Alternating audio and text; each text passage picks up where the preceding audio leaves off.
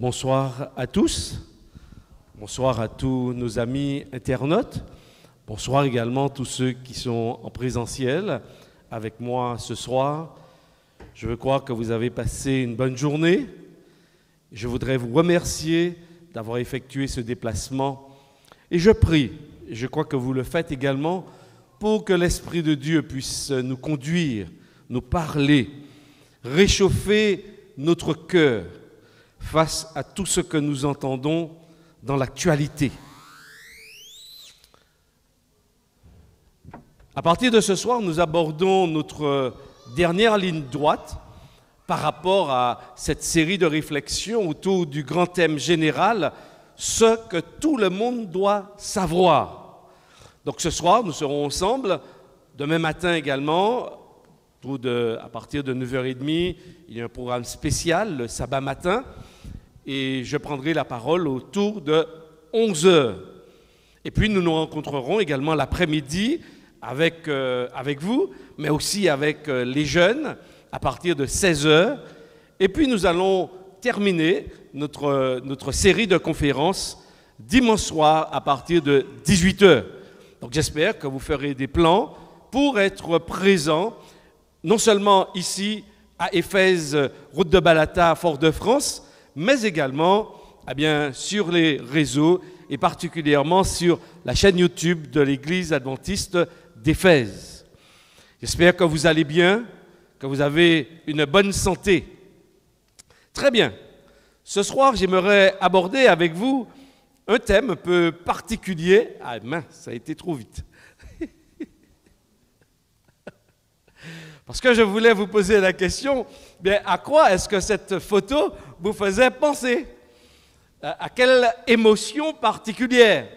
Alors c'est vrai qu'on pourrait penser à la surprise, mais on peut penser également à la peur. Donc ce soir, nous allons aborder ensemble, on ne va pas voir forcément toutes nos peurs, mais au moins une en particulier. Voilà. La peur, il faut savoir que la peur est une émotion et cette émotion n'est pas liée à notre condition sociale. Ça veut dire quoi? Ça veut dire que le riche, que le pauvre, les êtres humains sont touchés et impactés par la peur.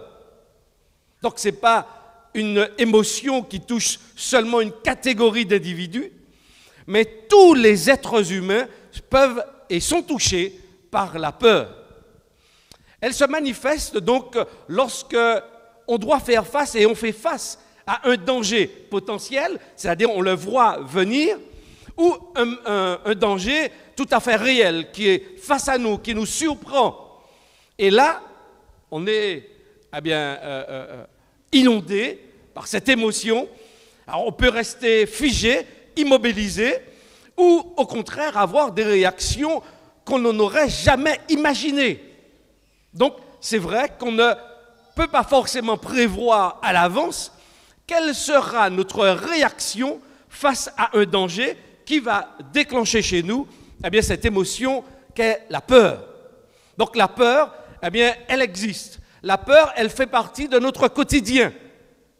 Mais il faut savoir que la peur est néfaste pour notre santé globale lorsqu'elle est prolongée. Donc oui, il y a des peurs qui peuvent intervenir face à des événements, mais par exemple, depuis 2 ans, il y a un sentiment de peur qui est entretenu et qui est prolongé. Et ça, ce type de peur, est extrêmement néfaste pour notre santé, tant notre santé physique que notre santé psychique ou émotionnelle. Et là, on est à peine, et on n'est pas du tout sorti, puisqu'on entend parler des chiffres concernant la Covid, et entre-temps, on a aussi embrayé par rapport à la guerre en Ukraine. Donc lorsque nous sommes inondés comme ça d'informations quotidiennes négatives, cela entretient ce sentiment de peur, cette émotion de peur, et elle devient effectivement néfaste. Et on commence à avoir peur de tout. Essayons de voir maintenant comment Dieu répond face à la peur? Qu'est-ce que Dieu dit? Est-ce qu'il nous dit continuez d'avoir peur ou est-ce qu'il a un message particulier pour nous par rapport à nous qui sommes confrontés à la peur? Dans Ésaïe chapitre 41, il y a ce texte que j'aime énormément, celui-là et celui qui viendra tout à l'heure. Voici ce que dit Dieu. Je t'ai choisi et ne te rejette point. Et notez ce qu'il dit après, n'aie pas peur, car je suis moi-même avec toi. Ne promène pas des regards inquiets, car je suis ton Dieu. Je te fortifie, je viens à ton secours, je te soutiens par ma main droite, la main de ma justice. Donc on voit ici que Dieu, face à justement cette émotion qui peut être la nôtre et qui peut nous surprendre à n'importe quel moment de la journée, Dieu est en train de nous dire, n'aie pas peur, ne t'inquiète pas.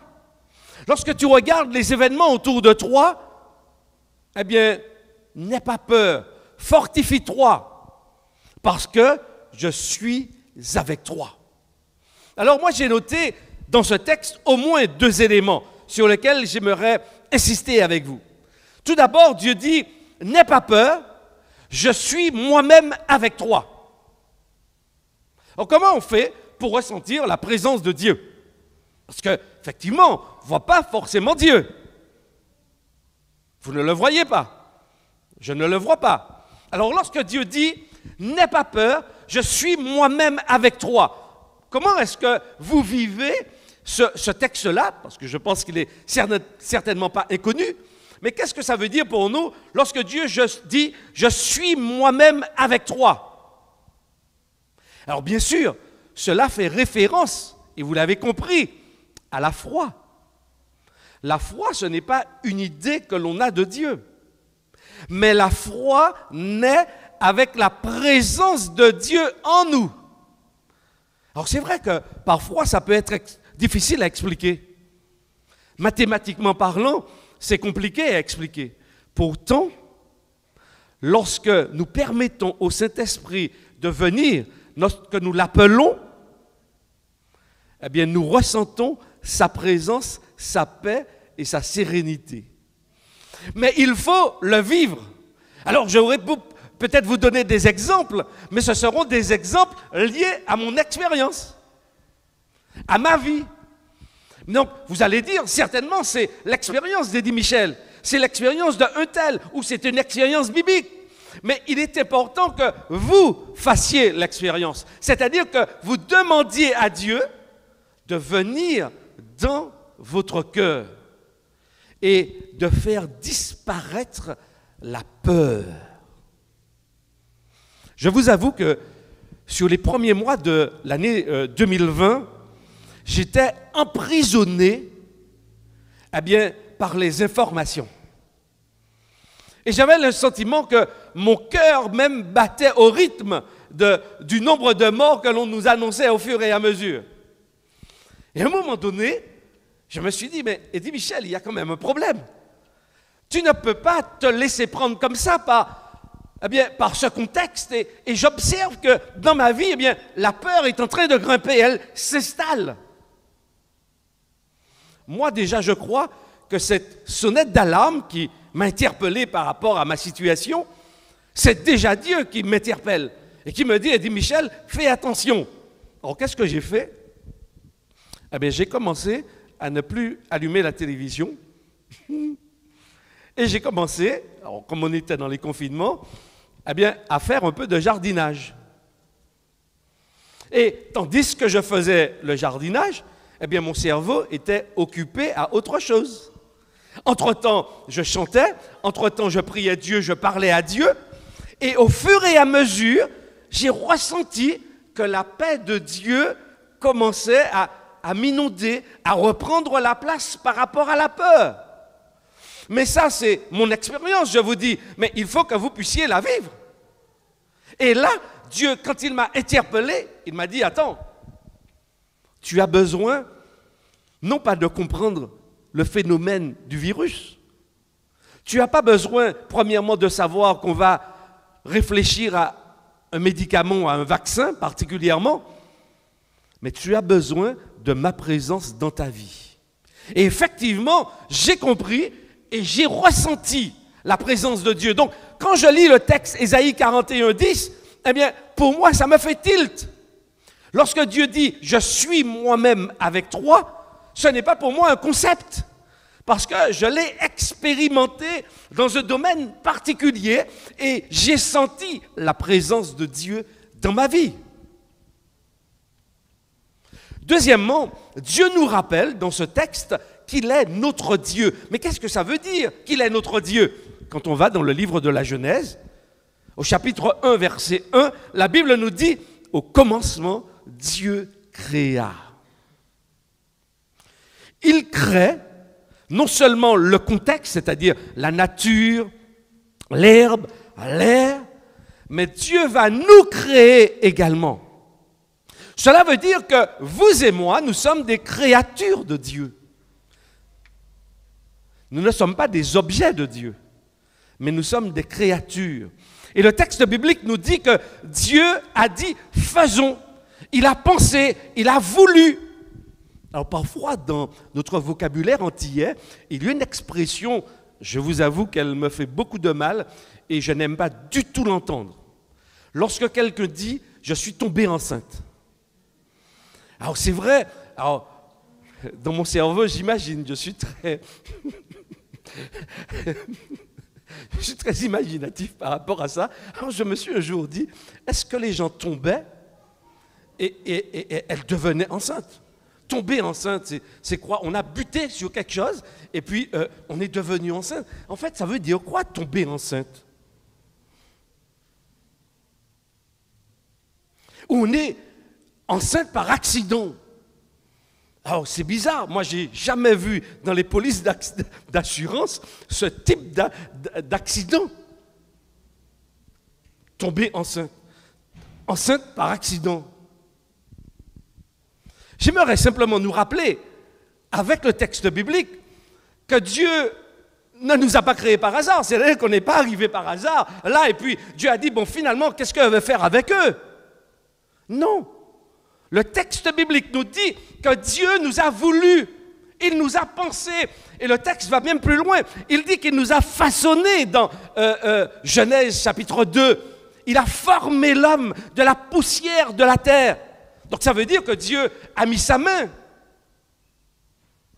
Est-ce que vous pensez que Dieu, qui a pris et qui s'est donné autant pour créer cet être vivant, au premier problème, eh bien, il va s'en débarrasser? Non. Non, pas du tout. Pas du tout. Le Dieu de la Bible nous aime. Et au travers, justement, des textes que nous sommes en train de lire, on comprend, oui, que Dieu est donc notre Créateur. Que ce Dieu a aussi mis en place un plan de sauvetage. Lorsque nous nous sommes égarés, nous nous sommes échappés de sa main, lorsqu'on a voulu notre liberté, eh bien Dieu nous a laissés libres, mais en même temps, il a mis en place quelque chose, un plan, ce qu'on appelle un plan, pour pouvoir nous sauver, vous sauver, me sauver. Et non seulement Dieu a mis en place un plan, mais il s'est lui-même impliqué dans le plan. En fait, le plan, c'est lui. Il est venu, il s'est incarné et il a mis en place le plan de sauvetage. Personnellement, c'est ce que nous avons appelé dans nos réflexions l'incarnation. Donc, la Bible clairement nous dit que Dieu ne nous veut pas du mal. Dieu ne nous veut pas de mal. Au contraire, Dieu nous aime. Lisons ensemble cet autre texte d'Ésaïe, chapitre 43, verset 4. Et notez les mots parce que les mots ont leur valeur, ont leur poids, ont leur impact également dans notre vie. Que dit le texte? Oui, parce que tu as de la valeur à mes yeux.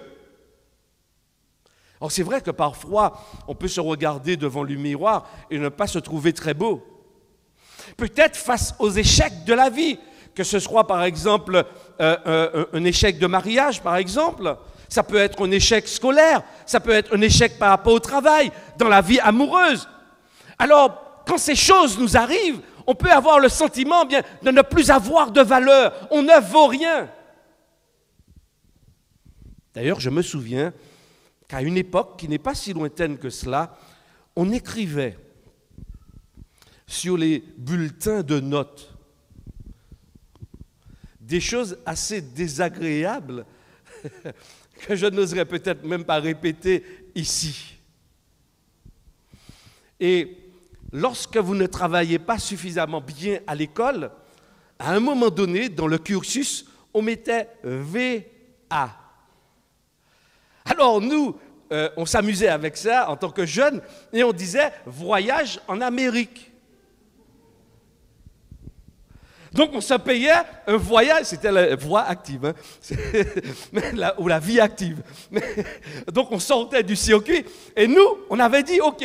Lorsqu'il y a ça sur le bulletin, voyage en Amérique. C'était une manière de détourner parce qu'effectivement, ça faisait mal lorsqu'on se retrouvait en échec scolaire. Le texte ici, dans Isaïe 43, verset 4, me dit « Parce que tu as du prix, de la valeur à mes yeux, parce que tu as de l'importance. » Et puis le texte dit « Et que je t'aime. » Wow! Avez-vous déjà entendu une telle déclaration d'amour? Oui. Aujourd'hui, comme il est parfois difficile de nous faire confiance, on a du mal à comprendre ce que Dieu nous dit. Mais ce n'est pas parce que parfois, bien, on vit des situations compliquées en tant qu'être humain que la parole de Dieu n'est pas vraie. Au contraire, le Saint-Esprit vient rendre réelle cette parole dans ma vie, dans mon existence. Dieu me dit, écoute, Eddie Michel, tu as de la valeur, tu as de l'importance. Et c'est d'autant plus important pour nous, pour vous et moi, dans le cadre justement antilo-guyanais, des Antillais, des personnes qui ont vécu l'oppression, des personnes que l'on a considérées comme des moins que rien, des personnes que l'on a considérées comme des meubles.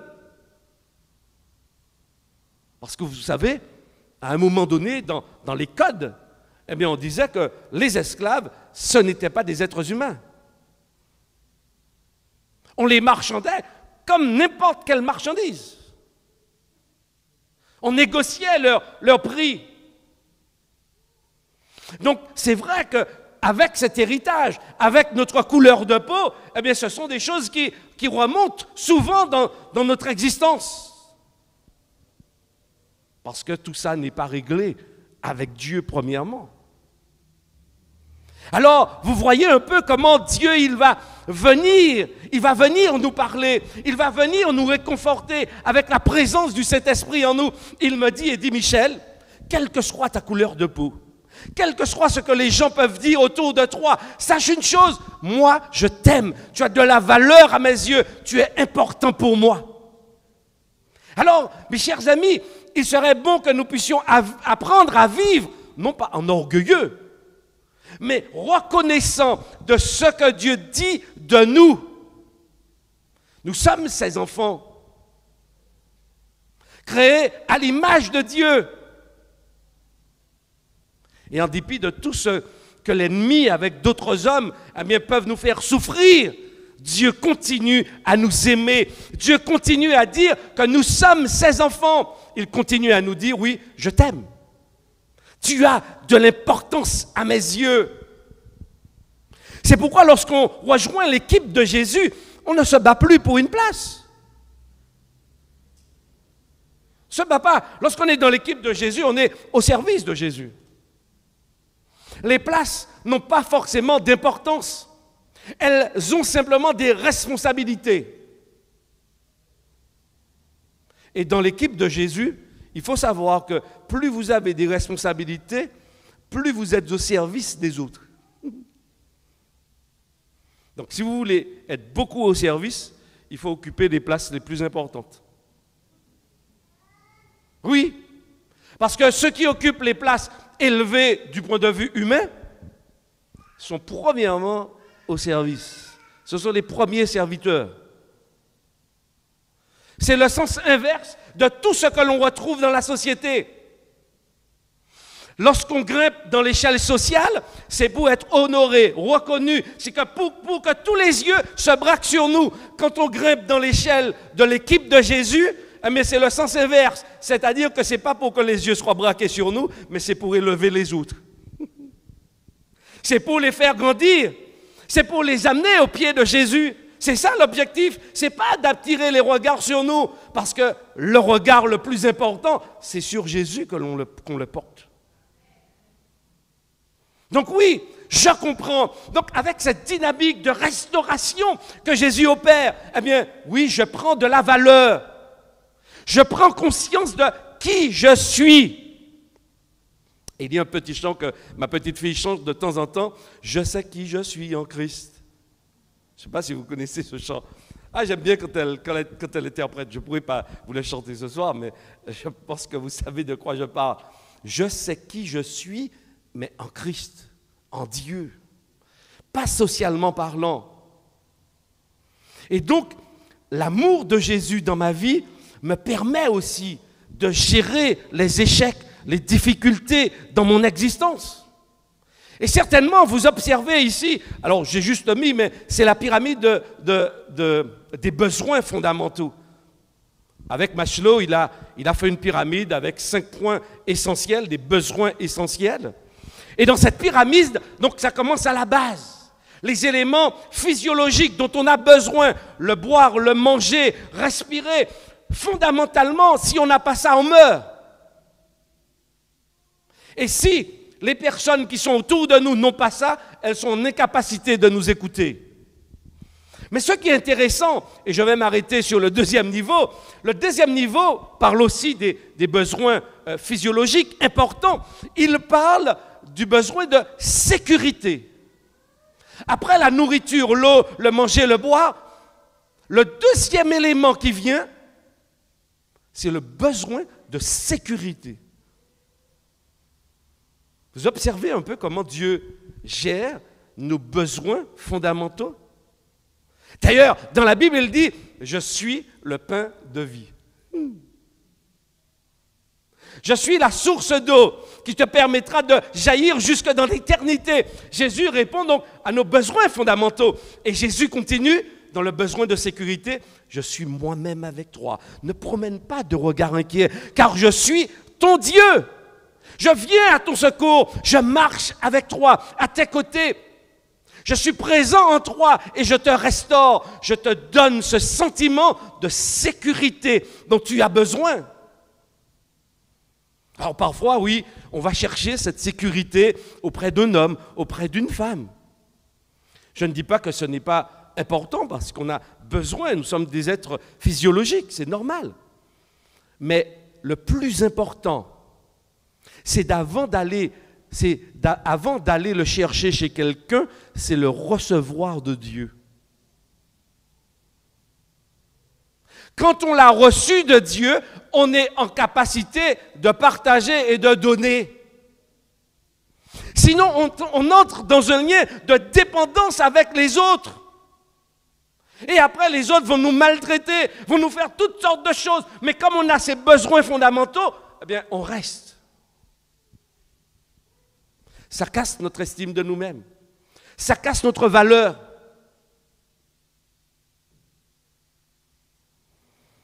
Mais la Bible ne nous dit pas de rester dans un climat de peur, d'abus. Non, la Bible ne dit pas ça. Non. La Bible me dit que Dieu, premièrement, il veut œuvrer, travailler avec toi, avec moi, personnellement. Il veut venir dans ma vie pour que cette vie puisse respirer, pour que cette vie puisse se partager avec les autres. Quand je me sens en sécurité avec Dieu, alors je peux être, l'aide pour l'autre, le bon compagnon, être le bon compagnon. Souvent, on est en train de chercher le bon compagnon ou la bonne compagne, mais on ne se pose pas toujours la question, suis-je le bon compagnon? Suis-je la bonne compagne? On cherche des gens qui vont répondre à nos besoins. Mais non, Christ répond d'abord à mes besoins. Je suis donc un être équilibré en Christ. Et alors, je peux avoir une relation saine, sereine, équilibrée avec l'autre, dans la communauté ecclésiale, mais aussi dans le cadre familial, dans le cadre social. Parce que je sais qui je suis. Je sais qui je suis en Christ Jésus. Et l'une des plus grandes peurs que nous avons au fond de nous-mêmes, c'est la peur de la mort. Deux choses, hein? C'est la souffrance et la mort. Et même quand on est en Christ, j'ai observé que la peur de la mort, ouais. Et parfois j'embête certains de mes collègues ou certaines personnes que je connais quand même assez bien, parce que vous savez, lorsque nous parlons de ces sujets, c'est vrai qu'ils sont là pour nous réconforter, nous rappeler que Jésus est la résurrection et la vie. Et nous aimons le texte d'Apocalypse, chapitre 14, qui dit « Heureux dès à présent les morts qui meurent dans le Seigneur ». Mais lorsque nous sommes malades, ce texte ne vient jamais à notre esprit. Nous demandons toujours à Dieu « Redresse-moi, guéris-moi ». On ne dit pas « Heureux dès à présent ceux qui meurent dans le Seigneur ». Oui, parfois on vit des paradoxes. On aime bien le dire aux autres, heureux dès à présent ceux qui meurent. Mais quand nous on est malade, on a du mal à dire heureux dès à présent Eddie Michel qui meurt dans le Seigneur.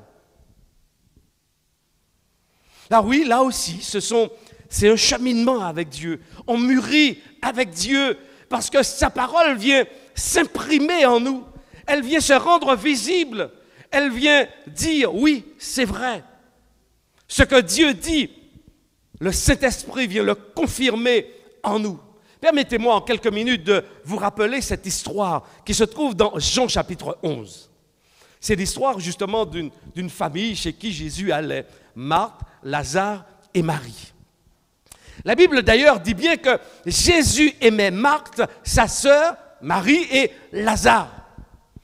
Et on vint dire à Jésus, alors qu'il était très loin, que Lazare, son ami, était malade et qu'il fallait qu'il vienne pour pouvoir le soulager, le guérir. Cependant, Jésus ne fit pas le déplacement. Et lorsque Jésus finalement arriva à Béthanie, cela faisait déjà 4 jours, nous dit la Bible, que Lazare était mort. Alors bien sûr, lorsque Marthe a appris que Jésus était à Béthanie, alors elle s'est déplacée, elle a couru voir Jésus. Et elle lui a dit, écoute, Seigneur, si tu avais été ici, mon frère ne serait pas mort. Et on peut comprendre, parce que Marthe, Marie, Lazare savaient que Jésus avait déjà accompli de tels miracles. Jésus ne laisserait certainement pas son ami Lazare passer par la mort. Alors, sous ce ton de reproche, Marthe vient dire à Jésus, mais en fait, pourquoi tu ne t'es pas dépêché? Pourquoi tu n'es pas venu? Et elle continue dans son dialogue avec Jésus. Cependant, même maintenant, je sais que tout ce que tu demanderas à Dieu, Dieu te l'accordera. Observez ce que Marthe est en train de dire à Jésus. Elle dit à Jésus, premièrement, bon, c'est dommage que tu n'aies pas été là. Mais elle dit à Jésus, je sais que tout ce que tu demandes, il y a quand même un problème, non? N'avez-vous jamais cherché quelqu'un, entre guillemets, puissant dans la prière pour pouvoir être votre intermédiaire? Vous pensez qu'il y a certaines personnes qui ont plus de puissance que d'autres ou un accès, peut-être, vous savez, comme nous les hommes, il y a une porte dérobée derrière et puis cette personne a un accès facile à Dieu, et puis nous sommes en salle d'attente en train de voir si Dieu finalement veut bien répondre à nos prières, à nos requêtes. Observez, le savoir de Marie n'est pas sa foi. Non. C'est Jésus qui peut faire. Alors, on dira, oui, mais c'est important de savoir que Jésus peut faire. Mais qu'est-ce qu'elle a fait, elle, Marthe, dans cette situation? Elle s'est simplement reposée sur ce que Jésus pouvait faire. Mais elle n'a rien fait. Elle dit, oui, je sais. Alors Jésus lui répond, ok, d'accord, mais ton frère ressuscitera. Alors, elle répond encore, oui, je sais, lui répondit Jésus, je connais ses enseignements, je sais qu'il ressuscitera lors de la résurrection au dernier jour. La foi de Marie, en fait, de Marthe, on peut se poser des questions. Oui, elle a une connaissance, elle connaît la doctrine, elle connaît les 28 points. Mais la connaissance de ces points, quel est le résultat concret dans sa vie? Qu'est-ce que ça a changé pour elle? Mais ça n'a rien changé. Parce qu'elle dit à Jésus, oui, mais je sais tout ça. Mais pourquoi elle vient faire un reproche à Jésus alors si elle sait tout ça? C'est quand même contradictoire. Il y a quelque chose qui ne va pas. Et observez, Jésus continue. Jésus lui dit, c'est moi. Alors il poursuit, il dit, oui, c'est ton frère ressuscitera. Elle dit, oui, moi, je connais ça, on m'a appris ça, c'est ma culture. Et Jésus lui dit, oui, c'est moi qui suis la résurrection et la vie.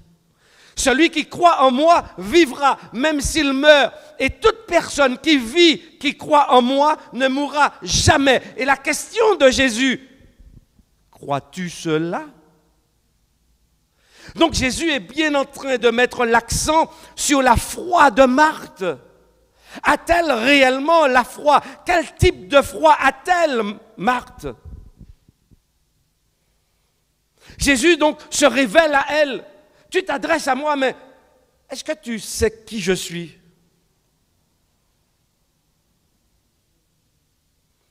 Jésus lui dit, oui, c'est moi qui suis la résurrection et la vie.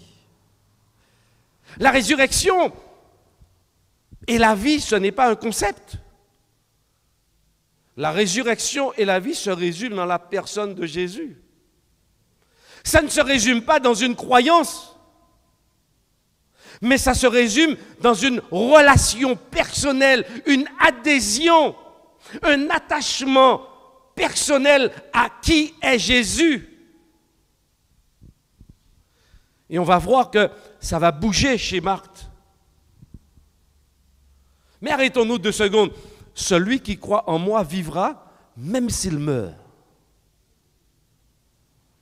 Je ne sais pas quel impact que cela a dans votre vie, comment cela résonne. Il vivra même s'il meurt. Alors, en tant que croyant, lecteur de la Bible, celui qui croit en Jésus, est-ce que je peux aujourd'hui, objectivement, avoir peur de la mort? Puisque Jésus dit, c'est moi qui suis la résurrection et la vie. Celui qui croit en moi vivra même s'il meurt. Et celui qui vit et qui croit en moi ne mourra jamais. Alors on voit bien que pour Jésus, eh bien, il donne à la mort une autre connotation, il donne une autre dimension.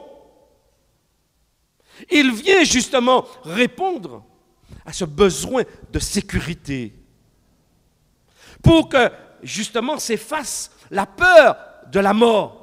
Il nous dit non, je suis la résurrection et la vie. Oui, celui qui croit en moi vivra, même s'il meurt. Et notez le mouvement que fera Marthe. Oui, Seigneur, je crois. Vous observez que ça a changé elle parlait de ce qu'elle savait. Et maintenant, elle dit, oui, je crois que tu es le Messie, le Fils de Dieu qui devait venir dans le monde. Elle cesse d'être dans la demande. Et là maintenant, elle est dans la relation. Elle reconnaît qui est Jésus. Et normalement, cela doit lui suffire. Savoir qui est Jésus. Oui, je crois que tu es le Sauveur. Mes chers amis, bien souvent, cela ne nous suffit pas. Alors oui, nous entrons dans des doutes. Parfois, nous allons chercher des solutions ailleurs parce que nous voulons tout de suite avoir des résultats. Mais Jésus ici, avec l'expérience de Marthe, nous invite à croire en lui, indépendamment de ce qu'il fait ou de ce qu'il ne fait pas pour nous immédiatement. Parce que tout ce qu'il devait faire pour toi et moi, il l'a déjà fait. Et avec lui, il nous garantit de la vie. Celui qui croit en moi ne mourra jamais. Et même s'il meurt, je le ramènerai à la vie. Ça, c'est Jésus qui nous garantit de cela. Jésus qui nous affirme, voilà ce que je fais pour ceux qui me font confiance, pour ceux qui croient que je suis le Sauveur. Alors Marthe dit, oui, je crois, Seigneur. Vous allez observer que dans le discours, je passe un peu, on va arriver à ce point culminant. Parce que Jésus va témoigner de qui il est ce jour-là. Et alors il va dire aux hommes qui étaient là, eh bien, ouvrez le tombeau. Les gens vont dire à Jésus, mais écoute, c'est pas possible, ça fait déjà quand même 4 jours. Il sent, on peut pas, c'est pas hygiénique. Et alors, lorsqu'ils ouvrirent, après avoir dit cela, il pria, Lazare sort. Et le texte nous dit, le mort sortit, les pieds et les mains attachés par des bandelettes et le visage enveloppé d'un linge. Ça veut dire qu'il n'a pas marché. Ça veut dire que Lazare était bien mort, il n'était pas assis dans le tombeau en train d'attendre, ce n'était pas une supercherie. Non, pas du tout. Lazare est sorti comme on l'y avait placé. Il est certainement sorti porté par des anges, je ne sais, mais il est sorti et tout le monde a pu le voir avec toutes les bandelettes de la tête aux pieds. Vous vous imaginez la joie. Avant, il y avait les pleurs, il y avait les cris, il y avait les reproches. Et là, maintenant, il y a quoi? La joie. Oui, l'émerveillement. Et Jésus va dire, détachez-le et laissez-le s'en aller. Croire en Jésus, c'est croire que Jésus a la possibilité, est capable de ramener ceux qui ont placé leur foi en lui, de les ramener à la vie s'ils passent par la mort. Croire en Jésus, c'est savoir, c'est avoir la certitude, la garantie que quel que soit ce que peuvent faire les hommes, même s'ils viennent à nous tuer, à nous décapiter, à nous jeter en prison, ils ne peuvent pas avoir raison de notre foi en Jésus.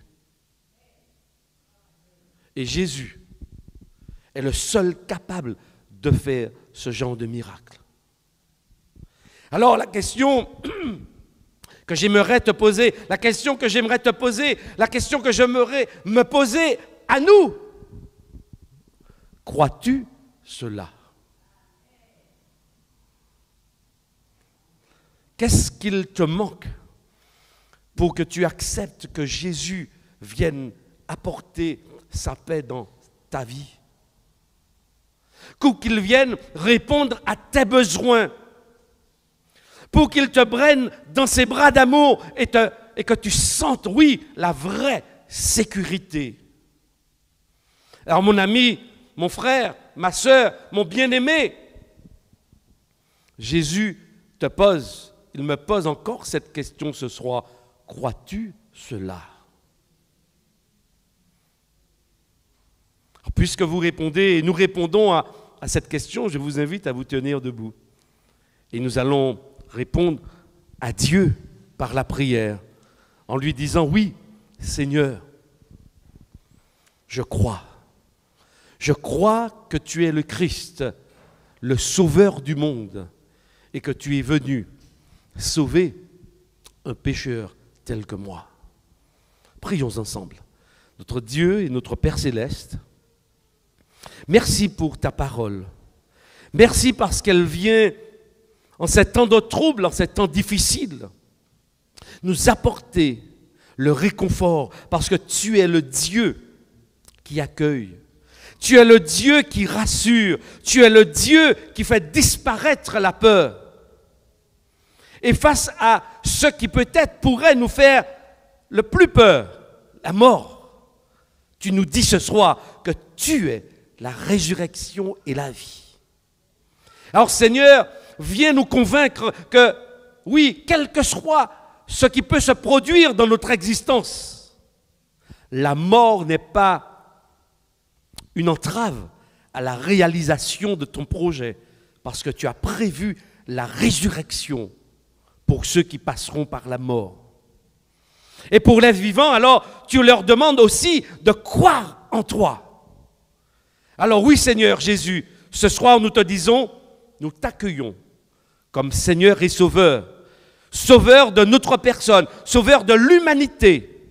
Oui, Seigneur, viens dans nos cœurs, réside et apporte ta paix au nom et par les mérites de ton nom. Amen.